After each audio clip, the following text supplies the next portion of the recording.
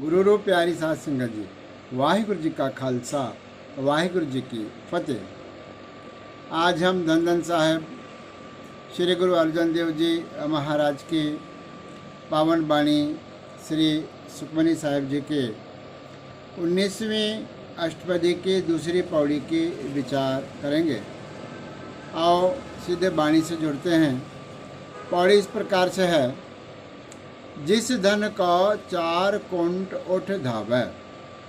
गुरु महाराज फरमान कर रहे हैं कि जिस धन के लिए, माया के लिए, पैसों के लिए 4 कुंट चारों दिशाओं में उठ करके तू भागता है, दौड़ता है, केवल पैसे की दौड़ है और पैसा कमाने के लिए हर तरफ तू जाता है और इस प्रकार से भटकता फिरता है, वह धन तुझे कहाँ पर मिलेगा? गुरु महाराज कहते हैं, सो धन हर सेवाते पावै। वह धन हरि परमात्मा की सेवा से हमें प्राप्त होता है। हर प्रकार का धन, केवल भौतिक धन नहीं, आंतरिक धन भी प्रभु की सेवा से हमें प्राप्त होता है। फिर कहते हैं, जिस सुख को नित बाँचे मीत। ऐ मेरे मित्र, जिस सुख को तू हमेशा चाहता है कि यह सुख मुझे मिल जाए, मन के अंदर भावना है कि मुझे सुख की प्राप्ति हो, सो सुख साधु संग परेत। वह जो सुख है साधु के संगत में रहने से, साधु के नाल प्रीति करने से उस सुख की प्राप्ति होती है।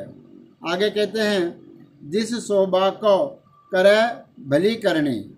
जिस शोभा और इज्जत को पाने के लिए तू बहुत सारे अच्छे कार्य करता है और ये चाहता है कि मेरी शोभा हो, मेरी इज्जत हो।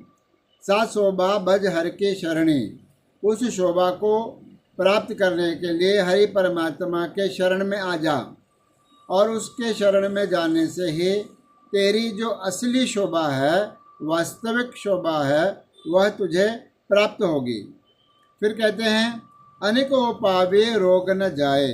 अलग अलग प्रकार के अनेकों उपायों को करने से किसी प्रकार का रोग नहीं जाता। बहुत सारे उपाय करके व्यक्ति थक जाता है, लेकिन फिर भी उसका जो रोग है वह नहीं जाता, तो वो कैसे जाएगा? रोग मिटे हर औषध लाए।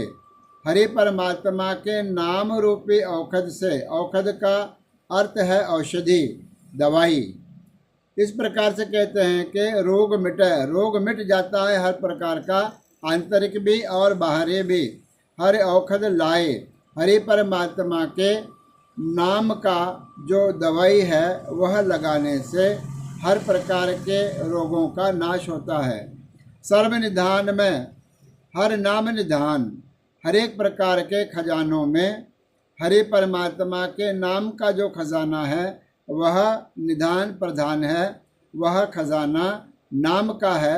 जितने भी भौतिक खजाने हैं उन सब में सबसे अधिक श्रेष्ठ जो खजाना है वह नाम का खजाना है। अंतिम पंक्ति में कहते हैं, जन नानक दरगह परवान।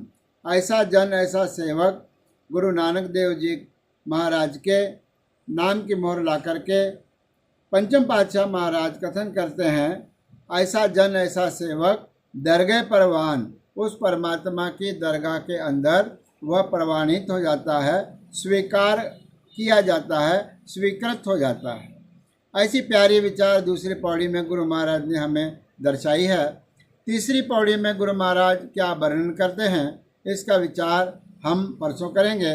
आज इतना ही। धन्यवाद।